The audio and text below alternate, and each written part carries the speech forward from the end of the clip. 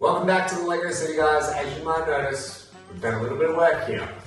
We've got the cube set up, and this is going to give us our little L shape here, a little bit of storage underneath, which is fantastic, and a little bit of support for the boards. These are just loosely sitting on top. I don't think I need to drill them down though, because the weight of the city is just going to hold it in place. I've got some table legs over the other side, and over to the side here, I've got the final boards that I do have in my collection at the moment. So I'm going to use that to be able to flip over and then see how that goes. I thought I'd take you guys along for the ride of me trying to flip up this last piece, because this one's going to be interesting. So we'll see how that goes.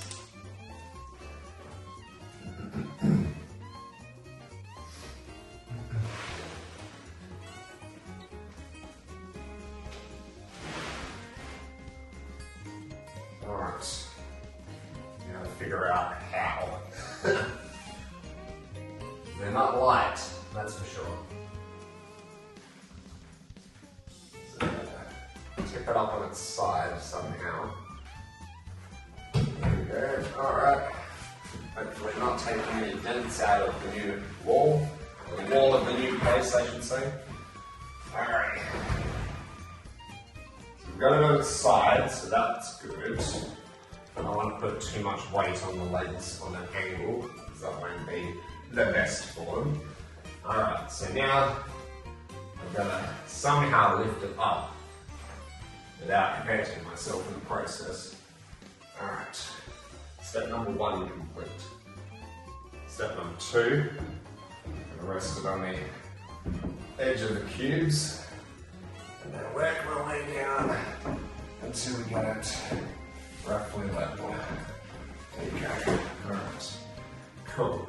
Now, it's a little bit unlevel at the moment, which is to be expected, because the table legs need to come up a little bit. Probably should have done this before flipping it over. Definitely should have done this before flipping it over.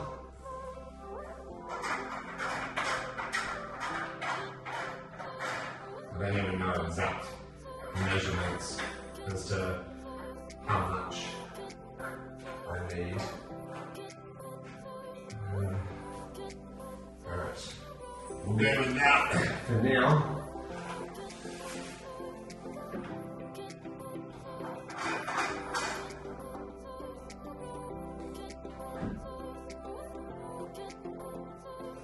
Let's go there for now.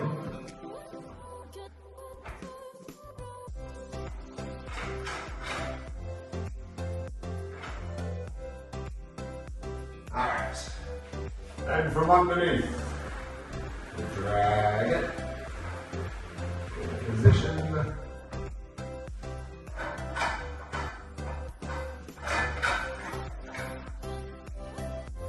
Alright, what's that saying? Let's come down a little bit. It's not too bad. It's about level. I don't know what that's going to be like. Doesn't look too bad. There's a little bit of a gap in the center there, which is to be expected. The boards aren't going to be perfect, but looks alright. A little bit of flex there, which is fine. So, alright. It ain't perfect, but it'll do. That's a big surface area. I'll come on the camera so you guys can see, or I can see what you guys see. Nice. Alright. That works. I'm happy with that. That's step number 1. I need to get the part over there in the very corner, and then this part at the front here. I'm hoping that it will just be one board, that I don't have to cut several boards to be able to fit in this front area here. But we'll see. Depends on what sides the boards come in. Because that middle one, I think it's 980, so 980 mil. And then this one's what were they? Yeah, I can't even remember. I think it was maybe around the 700 mil mark, but yeah, not too bad. We'll just keep on making the tables. Now, this is the base construction, right? So this is going to be the base layer. This is where the train track is going to go on, and then yeah, we'll build up from there.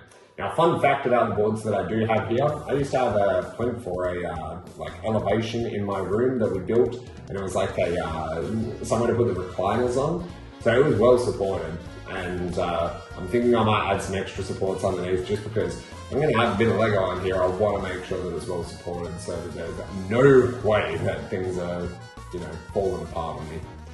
So yeah, alright, on to day number 2 so that we can fill in the gaps, I guess. Let's do it. Alrighty, we've made some great progress with the Lego City so far.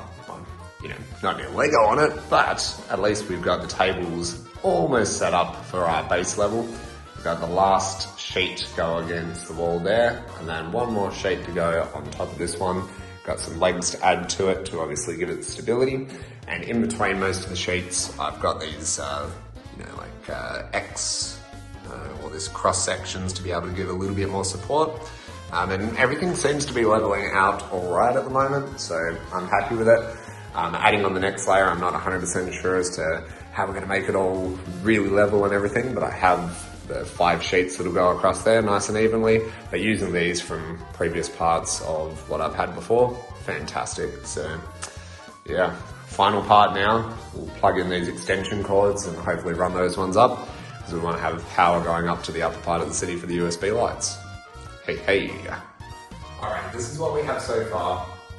Unfortunately, one of the pieces is not cut properly, which I'm not very happy about, so I need to go and do that tomorrow.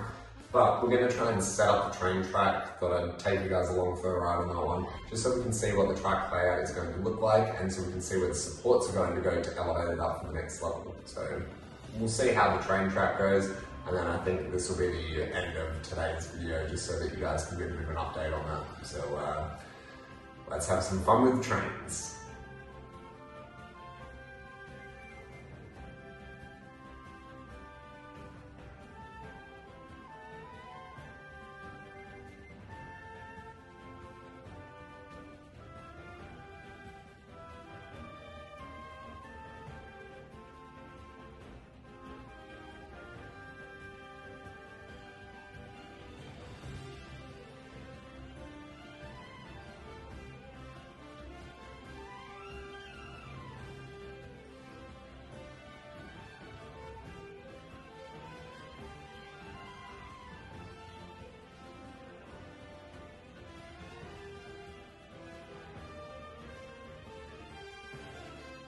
Alright, 2 at a time. So as you guys can see, we've put the track together as best as we can until we get that last piece of the puzzle.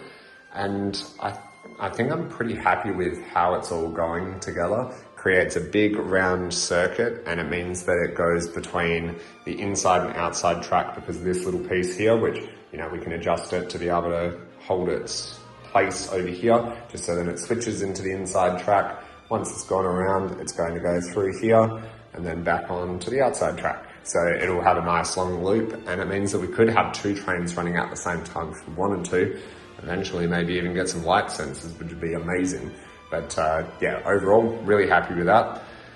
Now we just got to wait for the last piece of the table, and then we can start building our next level up, which is going to be our main city layout. So that's going to be great fun. I'm not 100% sure how I'm going to go with things like these cables feeding through, because obviously I don't want them getting in the way of the train track. Do I have an access hole maybe towards the back so that I can grab trains out if they derail or something like that? I don't know, because if they derail back there, that is going to be very hard to get to. I need a broom or something, but we'll see. You know what? It's looking pretty good. The biggest downfall of this layout is obviously the fact that I can't grab back that far. So, you know, I can sit on top of it at the moment. I want to make it pretty strong on the supports if I'm going to be able to sit on top of the other one. So I don't think I really want to do that, but yeah, we'll see. Anyway, thanks very much for watching, guys, and we'll catch you on the next one.